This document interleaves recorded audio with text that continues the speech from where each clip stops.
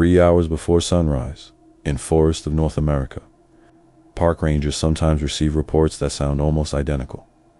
A person alone on a trail notices a figure between the trees, slowly raising an arm and waving.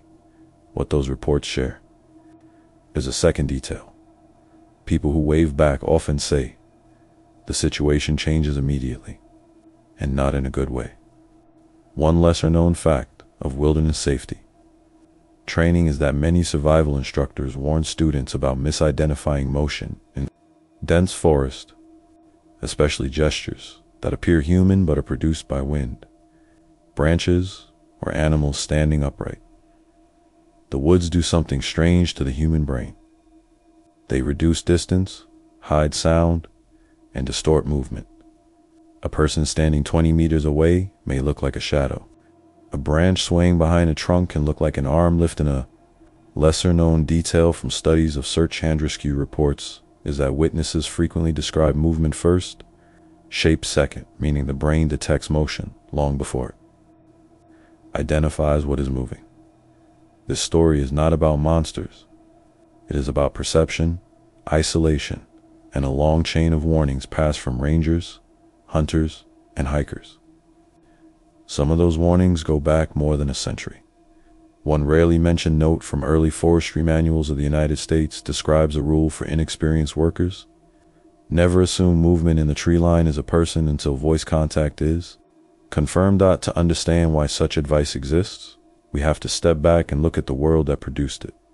Long before national parks were mapped and marked with bright signs, forests of North America were vast corridors of migration, hunting, and travel. Trails existed, but many were little more than footpaths worn by repeated passage. A lesser-known fact from early exploration journals is that many wooded areas considered remote today were once heavily traveled routes used by indigenous trading networks. People who lived close to those forests developed systems of caution, not superstition exactly, more like practical rules.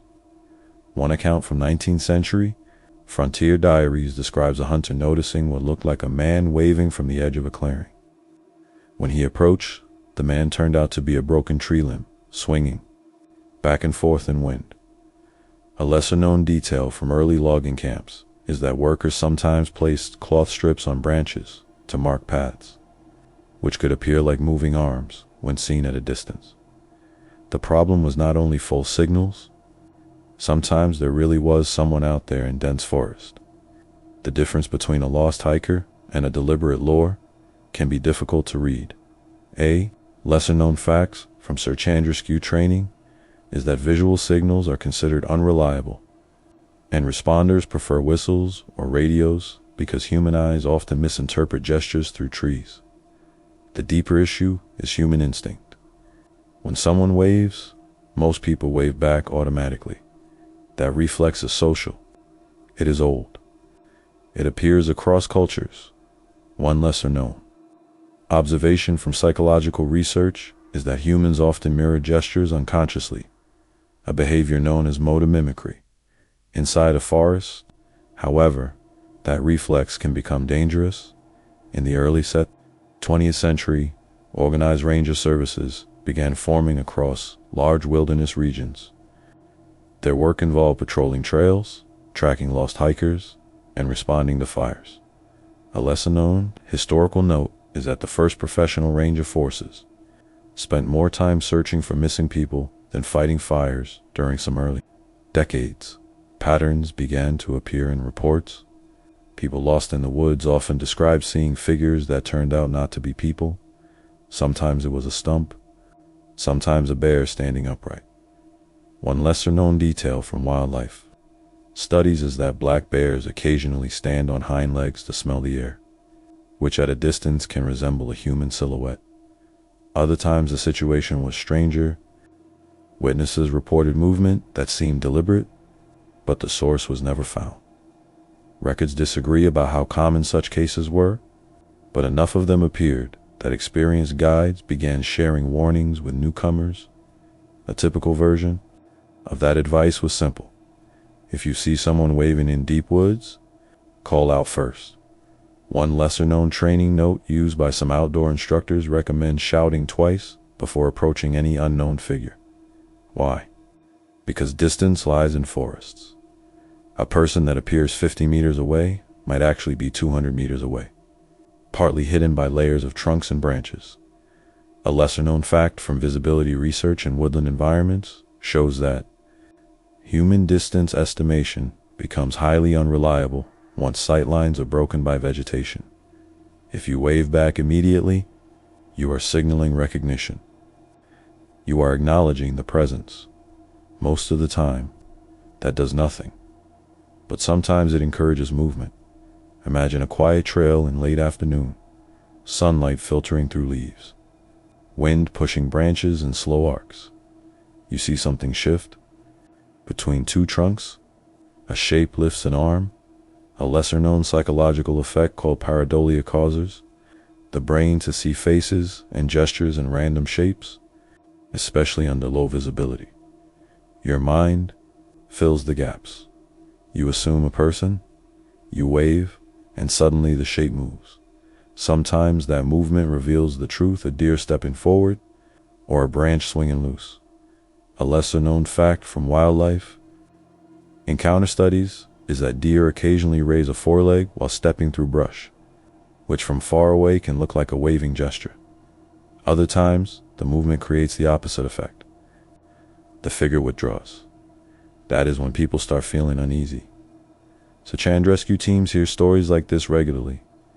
A person waves at what they think is another hiker, and the figure disappears behind trees. A lesser-known detail from missing person debriefings is that witnesses often change their direction of travel after such encounters, unintentionally leaving marked trails. That is where escalation begins. Wilderness navigation depends on small habits: staying on a path, checking landmarks, not chasing movement. Break one of those habits, and confusion grows quickly. A lesser-known statistic from outdoor safety training suggests that many lost hikers leave the main trail within the first hour of uncertainty.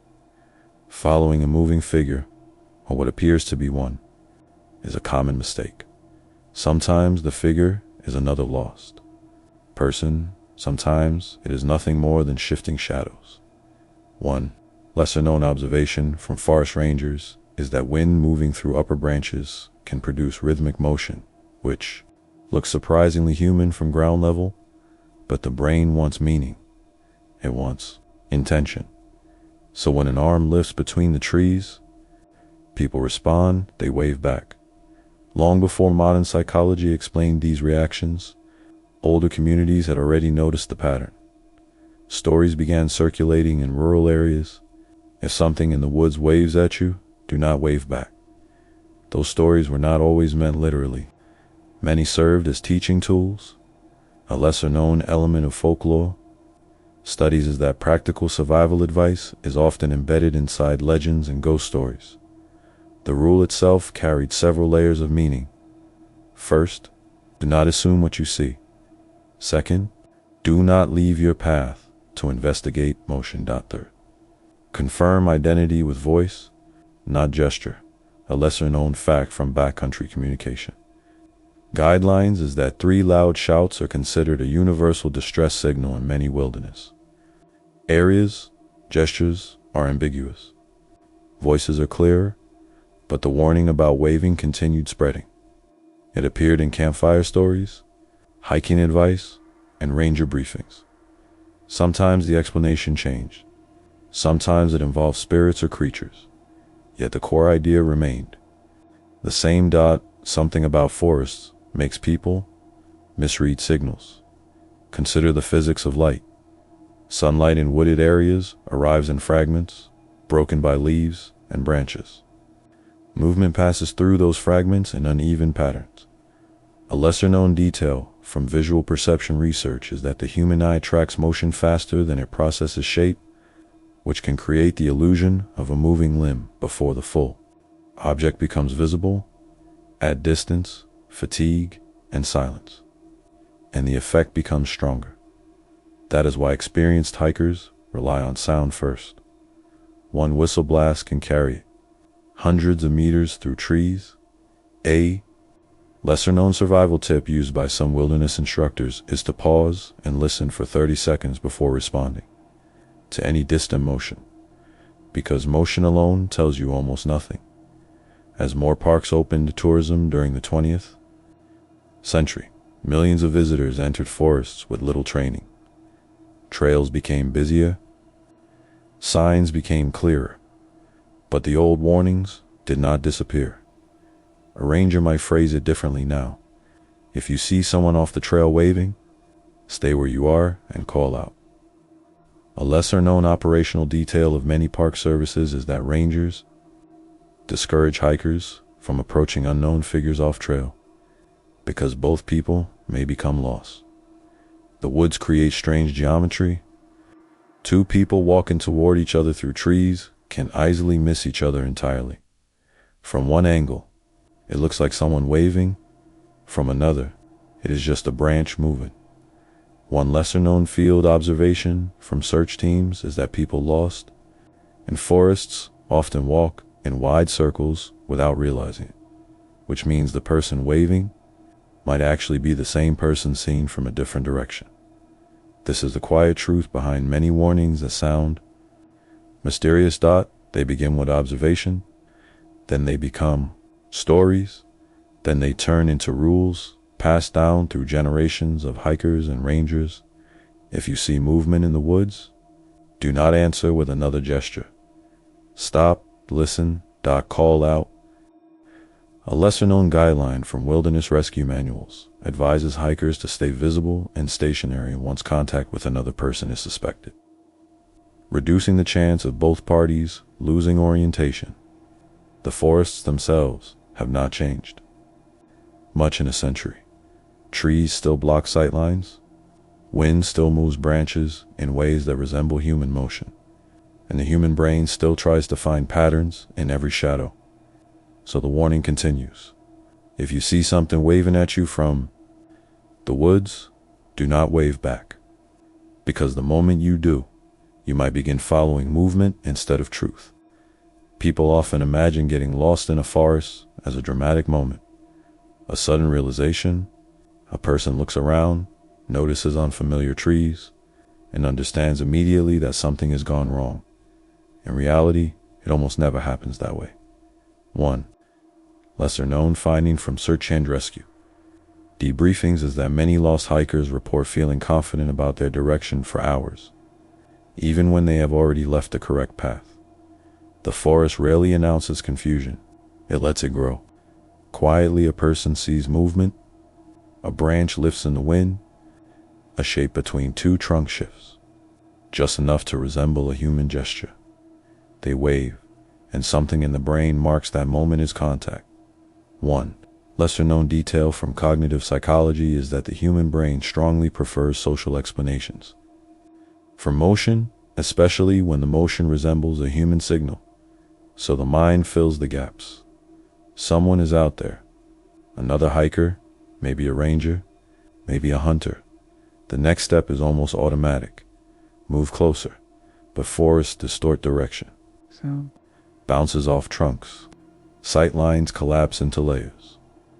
A lesser-known observation from woodland navigation studies is that depth perception can fail badly when multiple tree rows overlap, causing objects to appear much closer than they actually are.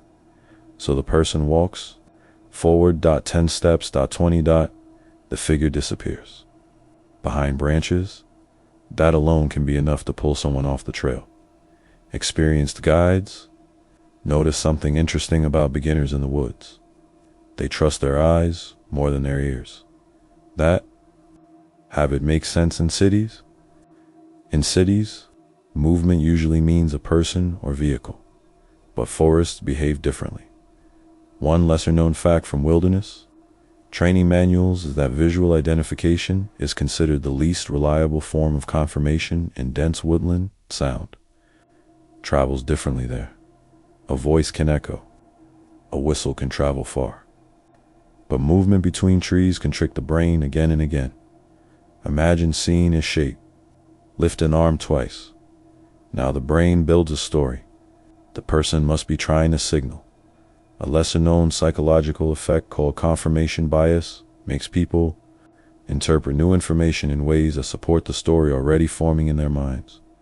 So if branches sway again, it looks like another wave, and the person follows that search and rescue. Teams sometimes reconstruct these moments after a lost hiker is found. The stories are remarkably similar. I thought someone was ahead of me. I saw a person near the trees. I waved and they moved.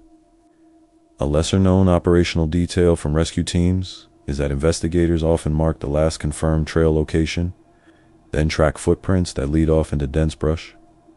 Those tracks rarely move in a straight line. Instead, they drift. The person walks toward where the figure seemed to be, then adjusts direction when the figure appears again, somewhere else. But the figure is usually not a person. It might be wind moving different, branches at different times. One lesser-known observation from forest ecology is that trees at different heights respond to wind with different timing, creating staggered waves of motion through the canopy and mid-level branches. To a tired brain, those waves can look like signals. Now add something else: fatigue. Many hikers who leave trails have already been walking for hours. Muscles are tired, water may be low, sunlight is fading. A lesser-known finding from survival research shows that fatigue reduces accuracy of visual interpretation, making people more likely to misidentify shapes and gestures. In other words, the longer someone is in the woods, the more convincing those illusions become. This is why experienced hikers follow strict habits. They stop when uncertain. They check maps. They listen. 1. Lesser-known training note used in some backcountry courses recommends standing still for a full minute when something unusual appears, allowing the brain to reset before reacting. Because motion can trick you, stillness cannot. But there is another layer to this warning, one that has less to do with illusion and more to do with human behavior. Not everyone in the woods is a lost hiker. Forests contain hunters, researchers, campers, and sometimes people who do not want to be found. A lesser-known fact from law enforcement briefings in remote areas is that off-trail encounters between strangers carry unpredictable risks, which is why hikers are encouraged to stay on marked paths. If someone truly needs help, they will usually call out. Voice travels through trees far better than gestures of threat. Person who only waves silently from deep brush creates uncertainty. One lesser-known guideline used by some outdoor organizations recommends requesting verbal confirmation before approaching anyone off dash trail. This is not paranoia, it is caution. Because forests hide context. There are also animals to consider. From a distance, certain wildlife behaviors resemble human gestures. Black bears can stand upright. Large birds can flap wings slowly while perched on branches. A lesser-known detail from wildlife observation reports is that turkeys and cranes sometimes extend wings in ways that briefly resemble human arm motion when seen through trees. Even deer can create strange silhouettes. One foreleg lifting over brush can look like a raised arm, especially if the body is partly hidden. A lesser-known point from wildlife safety briefings is that misidentifying animals as people has caused hikers to approach wildlife too closely, leading to dangerous encounters. So the rule remains simple. Do not respond with a gesture. Respond with sound. Older wilderness guides sometimes explain the rule differently. They say that when you wave back, you signal that you are willing to follow. That idea sounds symbolic, but there is truth behind it. Waving back acknowledges the presence of movement. It invites interaction. A lesser-known concept from behavioral psychology is that reciprocal gestures often trigger continued engagement, even between strangers. In other words, once you wave, the brain commits to the story. Now you want to confirm. It thought so, you step closer. That single step matters. Search and rescue teams often emphasize something called the lost person point. It is the moment when a person leaves the last known safe path, a lesser known. Operational observation from rescue reports is that many searches expand dramatically once the lost person point becomes uncertain. If someone steps 10 meters into dense brush, footprints can vanish quickly. Leaf litter hides tracks. Moss springs back. From there, the search area multiplies. This is why rangers give very simple advice during safety briefings. If you see someone off the trail waving at you, stop where you are and call out. Do not move toward them. A lesser known. Ranger practice in busy parks is to instruct visitors to remain on the trail, even when assisting someone, because leaving the trail can create two lost people instead of one. Most of the time, when a person calls out, the situation resolves quickly. Either the figure answers with a voice, or the motion reveals itself as something else. Wind. Wildlife. Branches. But occasionally, the situation stays ambiguous. The shape remains between the trees. It moves once or twice, then disappears. Those are the moments that produce stories. Stories travel quickly through hiking communities. Some describe figures that wave but never speak. Others describe shapes that appear at different distances, always just beyond clear sight. A lesser-known insight from folklore research is that many wilderness legends originate from repeated sensory misinterpretations shared between groups. Over time, the stories grow darker, but underneath them, the practical lesson remains. Trust sound over sight, trust stillness over motion, and above all, do not chase movement through trees. The forest is full of signals that mean nothing. Leaves flutter, birds hop, wind shifts branches. A human brain searching for patterns will find them everywhere. A lesser-known detail from neuroscience research is that the brain sometimes predicts motion before it actually occurs, filling gaps in visual information, which means the wave you think you saw might partly exist in your mind. That does not mean the experience feels imaginary. In fact, it can feel very real. So real that a person waves back without thinking, and that small gesture begins a chain of decisions. Step forward, look, again, follow the movement. Each step takes the person deeper between the trees. A lesser-known statistic from outdoor safety education suggests that most lost hikers are found within a few kilometers of the trail, but dense terrain makes those distances difficult to search. Which brings us back to the original warning. It sounds mysterious, almost like folklore, but beneath the mystery is a system of practical survival logic built over decades. If something in the woods waves at you, pause. Listen.